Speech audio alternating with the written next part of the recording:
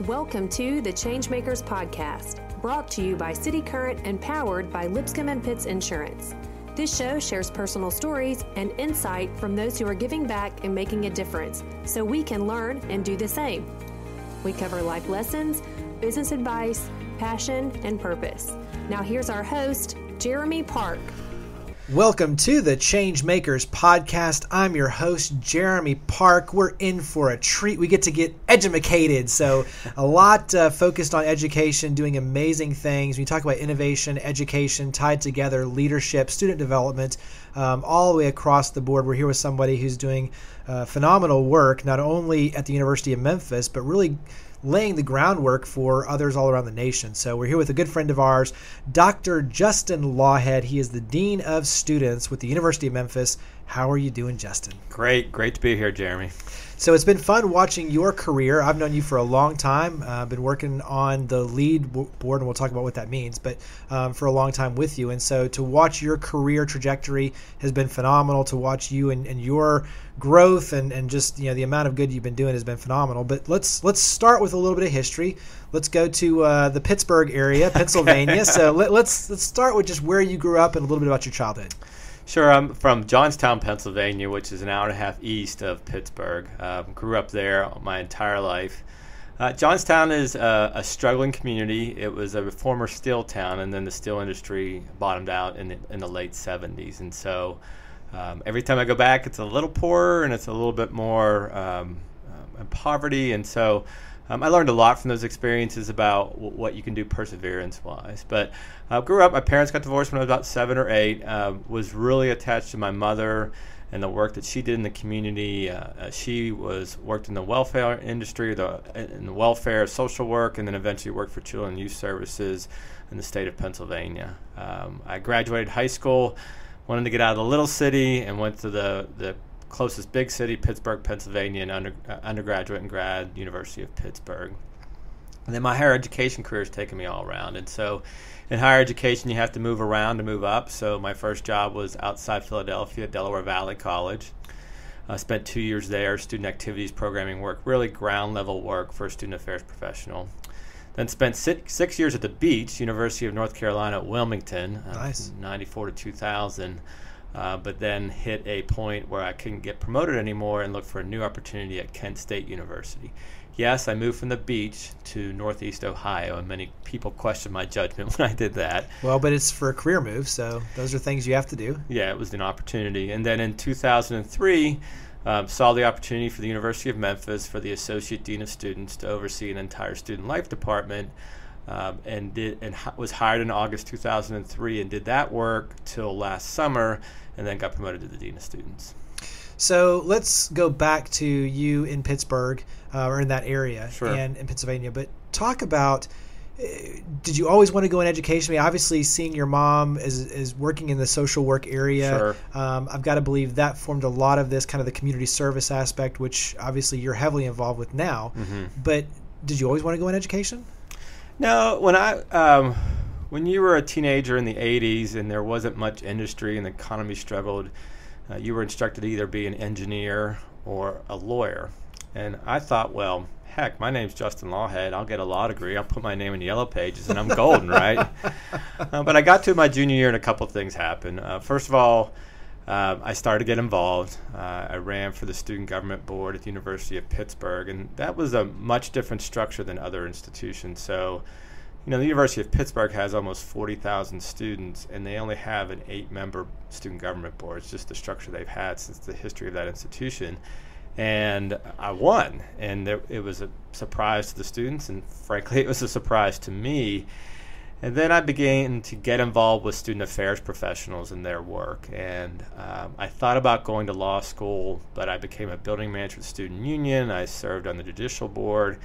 And finally, I had a conversation with the director of student activities.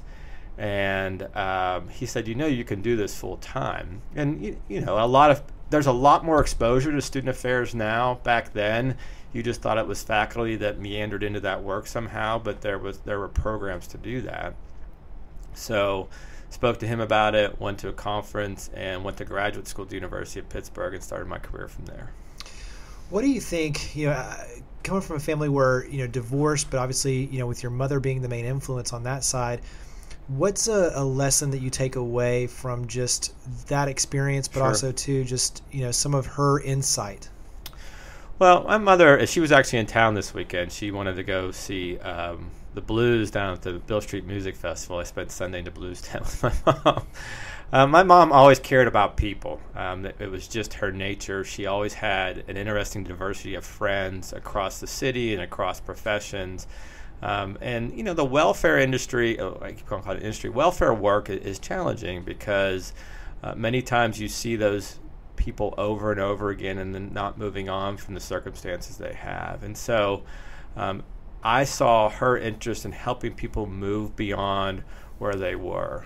And then she moved into the children and youth work that really deals with difficult situations with children, whether it's abuse or neglect.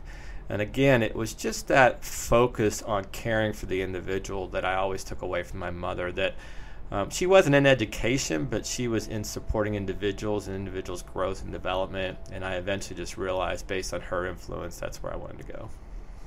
What's something, spending time with your mother recently, it's interesting because growing up, you hear so many that, you, whether it's a tradition or whatever, but you kind of take that time for granted. And then all of a sudden, as you get older, that time becomes very precious. Sure. So what's something special just recently that you either realized, or I'm just curious, like describe kind of that recent interaction with your mom in terms of just what you're feeling now versus maybe 10, 20 years ago. Sure. I mean, I think anybody has evolving relationships with parents, right? And so there are teenagers where you always feel that you're right, and then in college when you feel like you're invincible, and then you're starting your own family, and those, and you kind of migrate or develop through those experiences. I mean, quite frankly, the epiphany that I had when my mother came down for this weekend, because my mother was supposed to come last year for my daughter's graduation, but she had some knee and hip problems and she had to cancel, and so she came back here to just spend that ticket and spend some time here. And I think, frankly, my mom's a close friend. I mean, there we were, jamming at the blues tent, really comfortable around each other. And, I think a lot of people have close relationships with their parents, but a lot of people don't. And just not taking that for granted and realizing that your mother's there for you to support you, and you can hang out and drink beer and watch the blues, too. Yeah, very cool. Yeah. So let's go ahead and fast forward to you at the University of Memphis, because, like I said, I came to know you and work with you through the LEAD program, which is a leadership program that covers all spectrums of the university. And so it's freshmen all the way through seniors, not just business students, but those that are in art and history and all the above. And it's a smorgasbord, if you will, of leadership opportunities where you have conferences and professional development and professional connection lunches where you bring business leaders together with students. So there's a lot to this. But you really, I give you a lot of credit because you came up with so many of these opportunities to engage students and to grow that program tremendously. Right. And now, obviously, you're in a different role in terms of even higher up with the university. But describe coming in and working with leadership as it relates to these students. Well, quite honestly, when I first got to the institution, a lot of my work was in student activities background. So I had a pretty extended career with programming, concerts, comedians, and then when I went to Kent State, my work was with fraternity and sorority life, multicultural programs, and commuter student programs and orientation. So quite honestly, the dip into leadership happened at the University of Memphis. So part of what was appealing to that job, and I think as you move and develop through your career, is what are these things that you don't know that you can learn through a new opportunity? So when I got to the institution, they only had one leadership program. They had an emerging leadership scholarship program that had been in place since 1983. And they accepted 25 students every year and then had a curriculum that they required those students to participate in. When I first got to the institution, and based on the resources that I had with colleagues working at other colleges and universities, I found that our curriculum wasn't really solid. It wasn't providing learning experiences that graduated one on top of the other, meaning that what you learn your freshman year should be different than your sophomore, junior, and senior year. And so the first thing I did with that curriculum was really look back at leadership theory, things that were available to higher education, and refine that curriculum.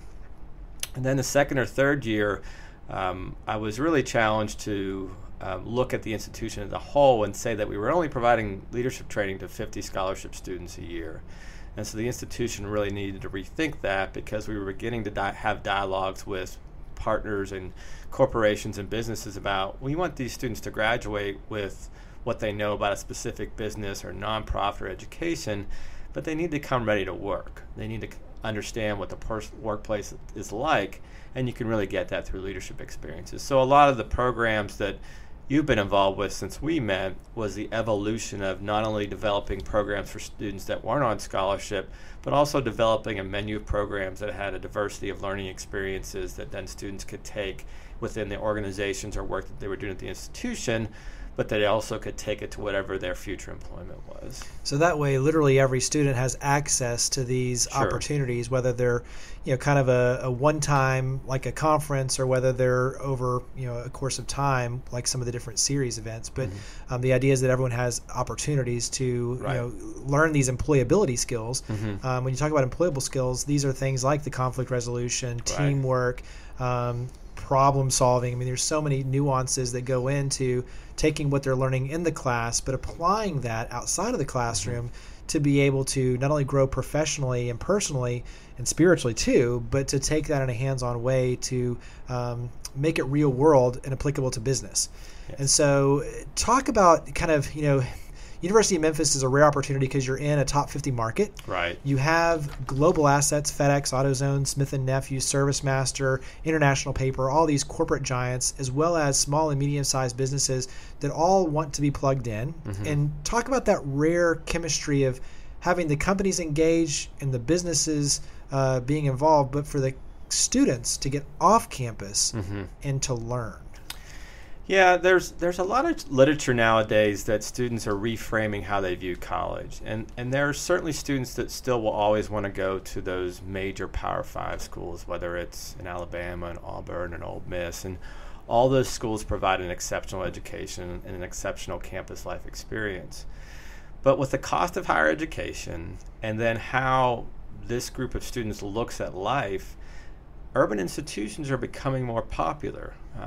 Specifically because they can have access to employers, whether it's internships or actual jobs, but they can also, if they take advantage of the programs that the institutions have, they can see a pretty definitive career path or a way to get to a career path. So now getting back to Memphis, and what's wonderful about Memphis is about 7 or 8 years ago, my supervisor, along with the Vice President for Student Affairs, asked us to create an advisory board focused on two things. One, newsflash, higher education is not flush with money, right? And so part of the advisory board's purpose was to help us supplement programs so that we could expand and outreach our service to students. But secondly, students began to tell us, we see the value of the education, we see what you're trying to communicate with us in training, but we want to hear from employers about why this is important and how we apply it. And so I merely started sending emails, making phone calls, going to events, and telling employers about our companies or nonprofits about what we were doing with the LEAD program. And what you know about Memphis is if you're trying to do workforce development or if you're trying to support students within the community, you're going to get a pretty positive response. I don't know that you can be in Chicago and email a CEO and say, would you take some time for lunch to speak to some leadership students about your experience? Or I don't know that you can email an executive director of a nonprofit in Denver and say, would you come and speak to our students? But I know in Memphis, I've done that countless times and gotten the response. And what's wonderful there is a couple things. One, I learned something all along the way when those folks talk about their experiences here. And what we try to do is have students drill down leadership to experiences that these leaders have had and understand the conceptual and the theory and the things that we're doing here. But a lot of times leadership is about experiences and stories coupled into a model that somebody else can use. And so it gives students some current examples of some things that they're hearing with training, they're hearing in class, and applying them. And you know through your work, even much more extensively than I do, that Memphis has a ton of really good stories that students can learn from and apply and stay in here and embrace and be partnerships with. You do a lot of work on trends in leadership, different models for leadership, and to your point, there's not a one size fits all. So your goal is to really bring as many of these stories and experiences and models to the students so they can say, okay, that one maybe not so much, but definitely that one's me, and I want to learn more about that and go in that direction. What are maybe one or two big trends, and it could be higher ed or it could just be leadership in general, but what are two that really are exciting to you right now? It's the career competency stuff. What they're doing is there's a National Association for Career Employers. I think that's the correct name. It's called NACE. And what NACE does is it gives to students and to faculty and professionals what are the career competencies that employers are looking for. Some of the things you said, teamwork, communication. And there's been some recent studies that students think they graduate with a set of skills. But employers are saying, we're not really seeing those skills. And I think two things are happening there from my perspective. First, there may be students that simply aren't engaging in experiences that allow them to develop the career competencies they need. We continue to work with students at the University of Memphis, but I think every institution struggles with this. Students that go to class and go home or go to a job that doesn't necessarily enhance their career profile, they end up getting the degree, but they don't walk away with a profile or a brand that's really valuable to that employer. You have to have more than a degree. The other thing that we're trying to tackle at the University of Memphis is we know that students come away with those competencies because we know those programs have those competencies in them, but students may not be representing that brand or profile adequately to demonstrate to the employer. And so there's publications now that allow you to map the experiences that happen within co-curricular, connect them to the career competencies that employers want. One, have students demonstrate that to employers so they can speak about them, but two, also create a path that they can develop those along. The short story I'll tell you about why I'm so passionate about this is I was in a Chili's about 8 or 9 years ago. I don't normally go to Chili's. My 9-year-old daughter at that time. My kid loves it too. So especially that say you have the video games right there. I mean, that's like the whole thing now is Kason loves the video games. So we're at Chili's almost like once a week. Well, we were at Chili's group for a while. So Kaylee, my daughter, loved those chicken fingers. And she's probably rolling her eyes in Fort Collins right now when I'm talking about chicken fingers and her. But my point was that I saw a recent graduate, and he was waiting, and he had not identified a job. And it is no way a criticism on that industry. That's not what I'm saying. But I knew that he didn't go to school for that. And so I said to myself, we've got to think about this differently. We've got to demonstrate to students, here are the things you're getting from your experiences, both inside and outside the classroom, and how do you make that part of your profile and know about that, not March of your senior year when you're looking for a job, but throughout your experiences. I think the other thing that's exciting in higher education right now, and I credit Dr. Rudd with this, is higher education is slow to change. And it comes with a history of tradition and education, but we simply have to be more nimble now. I don't want to be cliche, but obviously the internet has created exposure to information, exposure to knowledge that in many ways students can get outside of education, not having to go to class. And so higher education really has to look at how it's communicating value and experience. And so we're really having some substantive conversations about processes and systems and ways of engaging students that better fits what education should be based on the information that's available. And for those that are outside of the Mid-South, President Rudd is David Rudd, the president, or Dr. David Rudd is the president of the University of Memphis. So that's who Justin was referencing. But talk about, I'm always fascinated because you hit it on the head. Students go to class, they go to work. They don't necessarily connect all those dots. Right. And in many cases, they go to class, they go to work. They're not necessarily volunteering in the community. They're not building the relationships in the community that create a sphere of influence so that when they do graduate, people know them and know that, hey, these are top students that we want to hire in our company. Talk about kind of that side of it, is the connection to the community before they graduate and how monumentally important that is, whether it's through volunteerism, activation, service, or just going out and working on projects. I mean, Sure. I'm thinking as a marketing student, we always were out doing surveys and things like that, working with businesses. But what it did is it forced the hand of getting to know the community so that people knew you. Share kind of that side of collaboration and why it's so important for these students. Well, there's a couple things there. I mean, you have to take every opportunity as a student to expand your skill base. And so when you're volunteering for an agency, you're probably learning something you didn't know.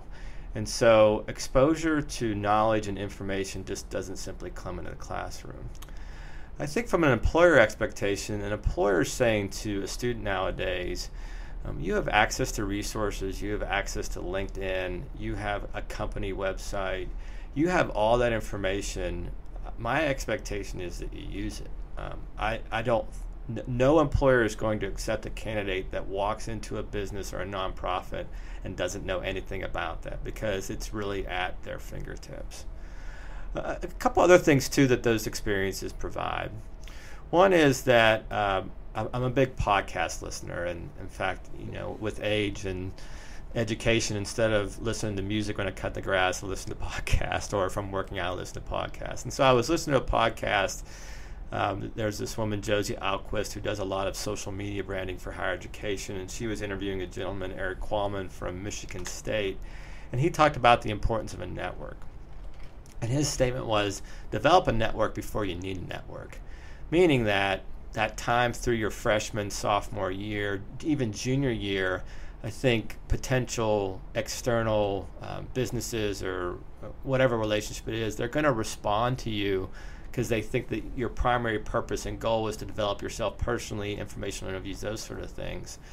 And when you get to your senior year and you haven't developed that network yet, it's more transactional about getting the jobs, and employers are actually able to see through the effort there. And so an employer is going to interact with somebody who's taken that time, their freshman through junior year. They're going to be less likely to interact with that person because, one, they don't know them, and two, they know why. I was also listening to this podcast about the concept of micro-courage. And so what micro-courage is there are always some things that we're afraid to do, or some things that we don't think we can do. And so persistence and courage and those sort of things are progress in areas that you aren't as good as you want to be. Let's take some episodic approaches to that. So there can be some instances in a public sector or volunteering where maybe you're afraid of public speaking, but you get up and you do it, and maybe you didn't do it as well as you thought you wanted to, but you learned from that experience and you develop some sort of base. Mm-hmm. When I started higher education, I was not a solid public speaker. I was, I had the stage fright that we talked about earlier, but I took those experiences and allowed myself to do that. So, it's a pretty safe environment in higher education. There are things that you can do, and maybe outside of exams and papers where you can't make mistakes, but you can be in a safe environment and learn from those experiences. So I just think there's just so many learning opportunities while you're engaged to do that. Well, I want to go back to something you said about the student. I tell students all the time is you're in a prime opportunity, especially like you said, freshman through junior. Yeah. You can really reach out to literally anyone. Right. Business leader, community leader, nonprofit leader, faith leader, and say, hey, I'm a college student. I want to just grab a cup of coffee. I want to come in and shadow you for a day. I genuinely just want to meet you and learn about your business. And they'll say yes. They will. And I think there's something magical about being a college student where business leaders just want to help, and you're non-threatening. You're not looking, there's nothing you're selling. Right. You're genuinely just wanting to learn, and I think that's where you have a prime opportunity to take that ball and run with it. But to your point, once you start getting that senior year, where all of a sudden now you're job hunting, it becomes a little bit of a different dynamic. But sure. For those college students that are listening, take that ball and run with it. Go out there and reach out, and you have a chance to really learn so much about your community, but also to build relationships before you need them. Well, you get information that you may not get from a job description. So you may have an interview with somebody that works at a company that may give you some perspective about culture, or they may give you some perspective about what the company's shifting through in candidates that you can either prepare or answer to. There's information on websites, there's information in job descriptions, there's, what our career services can tell you. But there's some just everyday business and operation information that you're not going to get unless you have a conversation with somebody that's in that particular industry or business. Switch over to resumes. This is another one. You're known famously for your red pen, with all the markups and everything, but you see a lot of resumes and you help students refine theirs. I'm constantly on my end amazed. I mean, I was just looking at a few even yesterday because we get a lot of people that need help genuinely finding jobs and need help with their resumes. And so we try to help as much as we can on our end. But I'm constantly surprised how many basically just list a few bullet points on what they're doing, but no real stats or numbers on the experiences, their leadership, the real things they've accomplished. And so you take it for granted once again that people know how to write a good resume on your end. And it goes back to the original conversation on the things they're learning in the classroom, the things they're learning through the leadership programs, the things that they're learning through these volunteer service projects. It's great that they're going through and they're learning them, but then can they parlay that over to the resume and share that story when they're in an interview? So talk about kind of those things of how do you work with students to pull out the best? How do you work with them to be able to articulate the stories of what they're learning in and outside of the classroom in that interview? So a couple things there. One is that I advise students to do their own personal research. And so there's a lot of ways to go about this. We're about ready to embark on what's called a co-curricular transcript. So students can catalog the experiences that they've had within higher education to then develop the resume content. You know, the challenge is that when it comes to resumes, people will Google resume, and then the first thing they see, they think that's the right thing. And Google's not always right, and Google doesn't necessarily always point you to something that's a good guide. So I also tell students to do their own personal research. So take something like a Dropbox or an Evernote and just write down through journaling or through an experience or through an internship, write down everything that you've ever done that you think might be job related. And then when you go to create that content, it's almost like a personal research paper on yourself. And you can edit and tweak based on what that job description is. It is fascinating to me, even when it comes to mid-level professionals or seasoned professionals, that people don't spend the amount of time in that document to tell people who they are and what their story is. And an average resume, and you know, and this data goes all across the businesses or nonprofits or whatever, but the average resume gets 20, 30-second look. And so you really have to spend, if I was somebody that was a candidate, I would look at my resume and the first question I would ask, would I hire me? And I would stopwatch or whatever or something on your iPhone and say, am I really giving a compelling story in that first 20 to 30 seconds? I don't think people spend a lot of time telling what they did versus what they accomplished. And it sounds like you're seeing the same thing when you look at resumes for the positions that you're looking for as well. Well, and even just the reflective piece of, you know, you go through the process, but do you step back and say, what did I learn from this? Because that's what they're really looking for. They're looking for growth.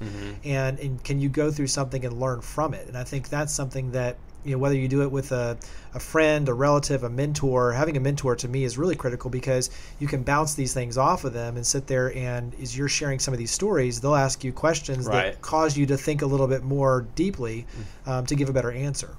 Yeah, and students come to my office, and I don't have as much time now to the infamous red pen. So I work primarily with the emerging leaders in their senior year, and part of my role with them was that they would meet with me and we would discuss their resume. And the kind of folklore was that, have you seen Justin and his evil red pen? But my goal was, let's have a conversation that's really a scrutiny of your resume. Would you rather me do it or an employer do it? And we'll never probably give you feedback, and they'll just toss it to the side. And won't hire you. Right. And so, again, that's another example within higher education where you can get some feedback that's no risk at all. It's just giving you the right information or the most input that you can have to put out the best brand and profile. And so, that works just passionate to me. I read articles almost every day about resumes and things that professionals, whether young or seasoned or middle, just need to think about, because I always think, I mean, you've done it here, you're always developing your brand no matter where you are in your career. Talk about, you hear it often, is that the further you progress in your career, the hours become longer. It becomes a 24-hour cycle where you can't separate your personal life from your professional life. Right. The problems become bigger and more magnified. They do. And more challenging. But yet that's where the real growth takes place, is all of a sudden now you're taking on more responsibility. You're in charge of a lot more things, but you have the ability to much more greatly impact change and change lives in the process, for the better. Talk about, from your end, the move to Dean of Students and what that's meant for you personally and professionally. It was a challenge that first year. I think you have an expectation of what the job is, and then you get in there, and it's somewhat what you thought it is, but it's also a lot.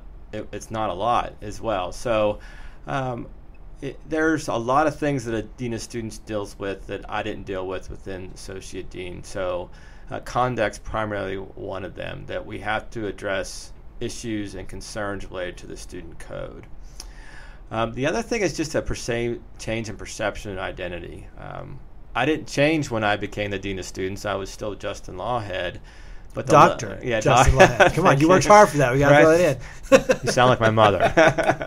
Hey, my wife says the same thing. I worked hard for that degree. We're going to put that on as many things as I can find. Yeah, I agree. Dr. Justin Lawhead. So in many ways, you get regarded differently. And so I had to be mindful of people taking my point of view and input, not from Justin Lawhead, but from the Dean of Students' point of view.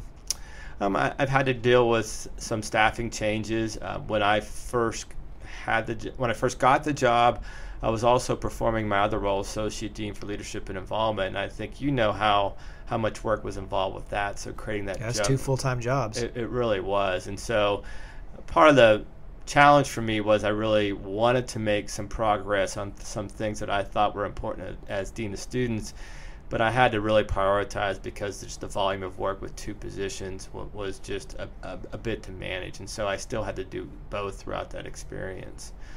I think the level of knowledge that you have to continue to glean is just significant, and so I spend a fair amount of my time at home just still reading about things like behavioral intervention or Title IX compliance or the changing free speech and some of the things that happen in California. So you just have to be completely mindful and in tune with the higher education climate that's happening across the country that's going to affect your work there. So in some ways, becoming a Dean of Students was going back to school.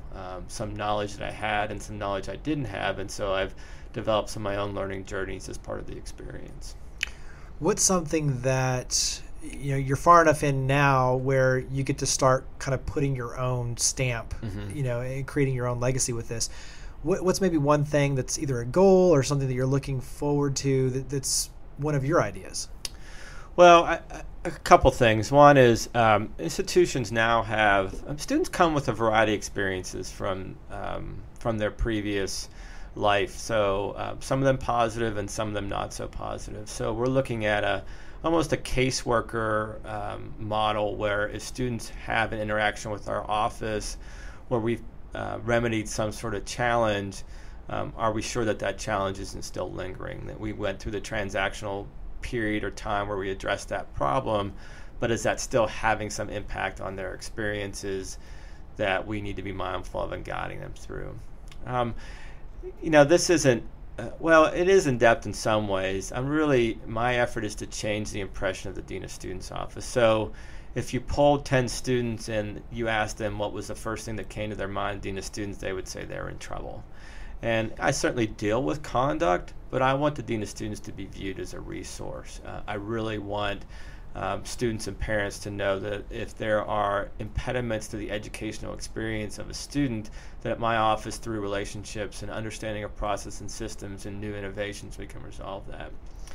And then finally, we're really having some division-wide, institutional-wide conversation about career development being everybody's business, not just career services. And so I know that I got into the resume business because I wanted to help students, but students will take feedback and input from individuals that have advised them as part of their college experience. So what what capacity and what skills can we give individuals that are working with students, not necessarily in a career advising role, in an advising role that would still give them some guidance about how to create that brand and profile that we're talking about. There's a lot of research and literature now about using an environment format to delivering career guidance that you can get. For instance, there's a program called Iowa Grow that was established at University of Iowa for student employees. So if a student's working at the student union, or if they're working at the campus recreation or in residence life, having some conversation with that student about what they're doing and making sure they're performing their job, their student employee job well, but how does that relate to their future? What are those competencies they're getting, and pulling that out of a supervisor or supervisee a conversation. And I'm excited to think about how we can do that at the university. And you can also use that to kind of market the positions as well, as when you take these positions, these are the competencies and this is how it will apply to your growth and development. And these are the certain things that you can put on your resume. So it creates kind of these cornerstone elements that they can use throughout. So that's a smart idea. We're shifting that we're starting to leadership and involvement in piloting. So any position you apply through leadership and involvement in the fall will have those competencies in there. Well, all that does make it easy, and it lays it out. And so back to the connecting the dots. Sure. The easier we can make it to connect the dots, the easier it's going to be to hire the students and plug them right into our community. One of the things that I always kind of talk about on my end when you talk about just keys to success is, one day, just kind of in passing, I asked Merv Griffin, what do you think the key to success is? And he laughed, and of all the things he could have said, he quickly said attitude. He's like, it's the one thing you can control, and that's the one thing that will power you, and for better or worse, it will create your opportunities. And so when you look at your career and your growth and even working with students, what's one thing that you think has been a key to your success? I've worked really, really hard to get where I've done. Persistence. So persistence is probably my asset. I don't know that my work-life balance it's probably where it shouldn't be, but it's also got me to where I am at Dean of Students. And now that I've gotten here, now I've attained this position, I'm trying to think about how to create some balance. But persistence has always been an approach I've used to do good work. So that doesn't mean that I necessarily work till 10, 11 o'clock at night, but if somebody happens to email me when I'm home and I have the time, then why not respond to them? I mean, I think that persistence has also led then to relationships, so people could trust me to do the work and get the work done. So a combination of persistence and relationships really, I think, have been beneficial to me. Well, I know. I tell people all the time, if you want something done, I go directly to you. So, I mean, that's true. And that creates, I think, so many opportunities, because if you are the person that people trust, that even though it's going to be some cases after hours or at odd times, the reality is if you're the person that they can trust to get things done, you're going to have more and more opportunities befall you. There's definitely no doubt. Carry that forward a little bit on your end, because when you talk about, I think any person definitely that has sat in front of this microphone, but just in general that's successful, when you talk about work-life balance, they laugh. I mean, it's kind of like, you're successful because you work your tail off, and unless you have some huge trust fund that you can just go travel the world and do whatever you want. Right, about saying none of us do. You work hard. And I think that's the part where people don't see that effort, right? So it's like the musician or the actor or whatever, that you see them in the one film or you see them on stage and they become famous, but you don't see all those years of sacrifice leading up to that moment, the practice, the relationships that they've burned. I mean, all of these things by just putting everything into that basket to be able to make it to where they are today. And so people don't see that hard work, the sacrifice, all of that to get you where they go. They just see, oh, he's Dean of Students. Talk about that, because I think it's really important, not only for students, but just young professionals and professionals in general that don't see how hard it really is to get where you go. Kind of share your side of that in terms of the hard work and what it takes to really get to achieve that success. Well, I mean, it just was kind of my nature. I mean, when I didn't grow up with much, and so part of where we were in that part of Pennsylvania, there just wasn't much to be had. And so I'm not saying that I was always a hardworking teenager, but I also knew that the only resources I had were my own resources. And so I wasn't going to get any trust fund or anything like that. I think what you can tell college students is if you want the future you want, there's going to have to be some level of work that might be different than other people. And I really don't buy into stereotypes or cliches when it comes to college students, but there is some belief that students want things handed to them. I don't really. That's the other thing why I love the University of Memphis. That's just not who our students are, right? They come from backgrounds that hard work and grit and grind, if you will, is part of who you are. But what we try to do is put students in front of students and say, there are times where I was at the student center at 11:30 at night, or I was doing a project till 2 in the morning for my fraternity and sorority or my student organization, and I thought to myself, why am I doing this? But then I get all the opportunities. So we just had an awards program over the weekend, and or 2 weekends ago, of students that are doing really amazing things, like they're graduating and studying public health or public policy at Georgetown. We get at least once every year a member of our fraternity or sorority that's hired as a national consultant. And that's not common for every institution. And I truly believe why that is one, those students understand and value the experience, but they've also worked very hard within their fraternity and sorority experience. So, we try to put examples in front of students about here's what hard work gets you. And you don't have to work hard all the time, but what are those times where you can really work hard and improve your value and brand and create a relationship and network that benefits you? So last two questions, which will be kind of easy ones, and then we'll go into a lightning fun round. One, just give me a proud moment. When you look at the things that you've accomplished already, it could be a certain moment or just something that you've seen, recent, past, whatever. But just give us one kind of special moment for you in your life so far. Well, for whatever reason, and I don't, maybe it's because humility. Compliments to me are a struggle. It's always kind of been who I am, but it's been a particularly growing year for me and a challenging year. But I got 5 separate thank you notes from students unsolicited over the last, and it was seniors. And so it wasn't really the thank yous but it was the impact that they described in there. And so I kept all those thank yous, and as I embark on my second year of Dean of Students, I put those in my desk drawer, and when I have a particular challenging day, I'm going to pull those out. So that was really a recent time where I knew that the work that I was striving to do was helping students. And so I want students to graduate feeling that they've accomplished something, they're ready for work, and they're starting their next part of their career, and that's what students express to me. Very cool. Yeah, we have a drawer. I'm sitting there looking at it, but where we keep handwritten thank you notes. Yeah. And I tell our team all the time is if you're having a bad day, open up that drawer, read some of those notes. That's why we do what we do. That's why we work hard.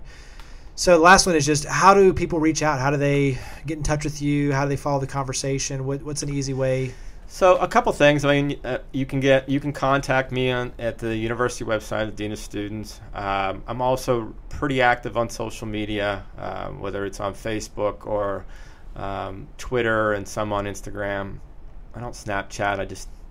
I've come to a point in my life where I don't get a certain social media platform, so I don't Snapchat that much. But what I love about social media, switching real quickly, is 2 things. One, I also think from an educator standpoint, there's a lot of challenges with social media when it comes to politics, but there's also there's so much good content out there. So much, whether it's Medium blogs or whether it's people that are on Facebook that are sharing good content.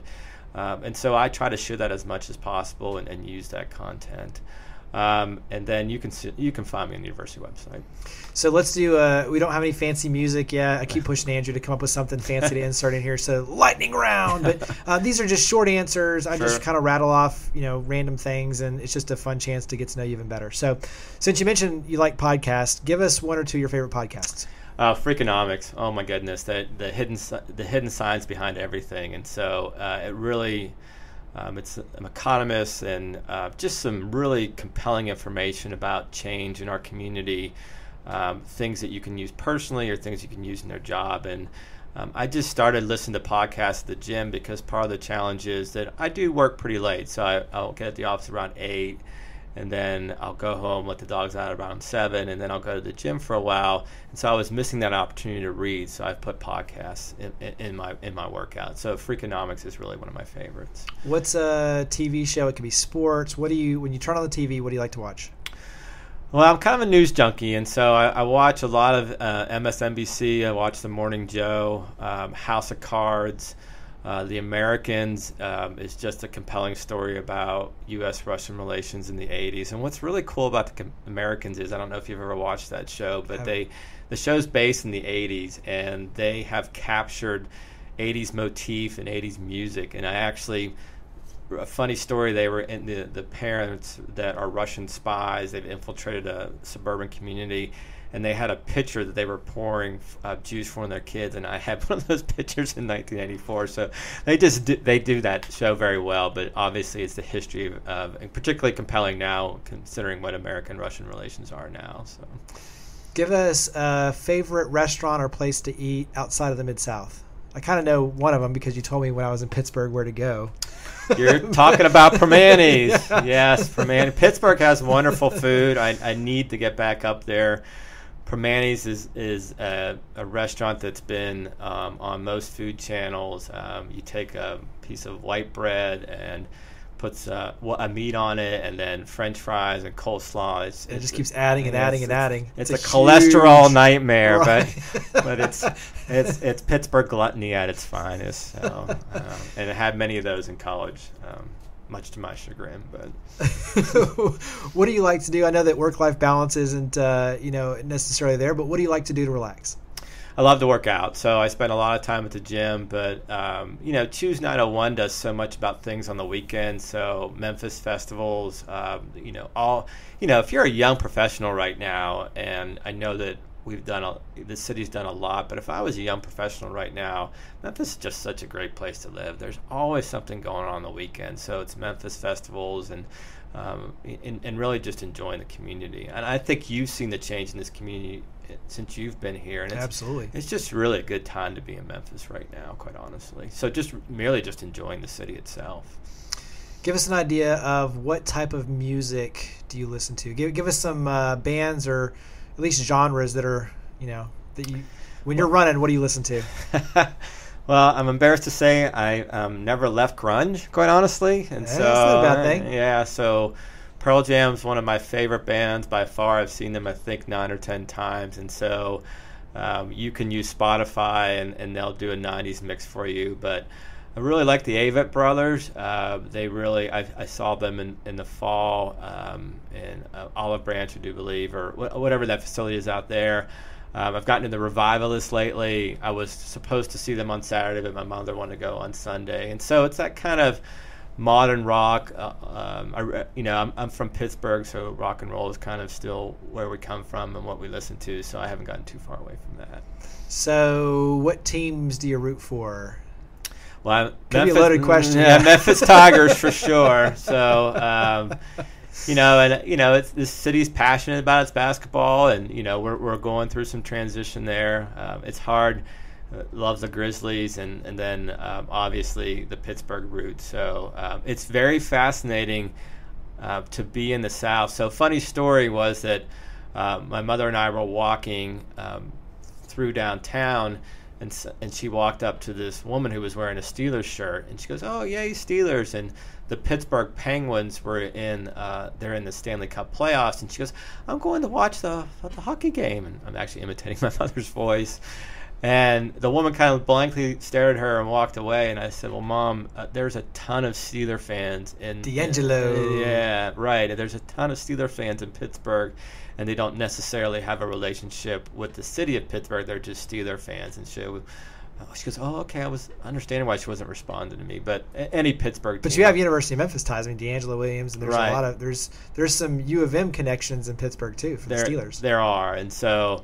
And even the current Steeler coach, Mike Tomlin, was a graduate assistant for the Tigers a long, long time ago. There you go. Yeah, Pittsburgh sports for sure. So I know that you said you don't read a lot of books, but give us one book that you've read recently. I reread Seth Godin books a lot, so something like Tribes and kind of the content that he does there. I do a lot of Audible books. There's a book by a researcher at Florida State called Peak, and it's about peak performance, and so I do listen to books, and it's just what fits to me better, whether it's a walk or at the gym. So Audible is just one of the things that I use frequently. So what advice would you give for those, it could be those that are going into education, but just in general, life advice for people who want to succeed? What advice would you give them? Get as much knowledge as you can. Take advantage of what's out there and develop your own learning journey that supports your growth as a professional. I think that you can have work and life balance, but I think you always have to go to school in some way. And so the last time I was in school was finishing my dissertation and becoming Dr. Lawhead. But then I create my own learning journeys through social media. And so there's so much, spend that time, a half an hour in the morning, half an hour at night, try to get an hour of reading in. I don't read a lot of books. I use Audible to do that. But I do think with the pace of our economy and the availability of information, you're going to have to dedicate some time and a process to glean that knowledge and use it. Last question is, you're still creating it, but what do you hope that your legacy, especially with the University of Memphis, is? So, I never thought about my legacy. Well, I think that I came in, saw some things that need to be changed and innovated, and there are programs that will be long-standing there based on the value to the institution. And so I've always taken some pride in leaving institutions, and then through either visiting or seeing what they have on the internet, that those programs still are available there. And every institution that I've worked at, there's been at least one program that I implemented there that's still something they use. So obviously, if it has long-standing value, then it's working for the institution. Very cool. Well, Dr. Justin Lawhead, you are a change maker. Greatly appreciate all you're doing, not only here in the Mid-South, but like I said, I mean, you're having a national impact, even international, with the things that you're doing, the programs you're creating. So thank you very much for coming on the podcast. Thanks for all you do. I appreciate it. Great to be here. Thank you for listening to the ChangeMakers Podcast, produced by cityCURRENT and powered by Lipscomb & Pitts Insurance. To learn more about our guests and to share your stories of others leading by example, visit us online at citycurrent.com. Connect with us online using @citycurrent or follow the conversation using the hashtag ChangeMakers. Now, think big, start small, and act now. Be a change maker.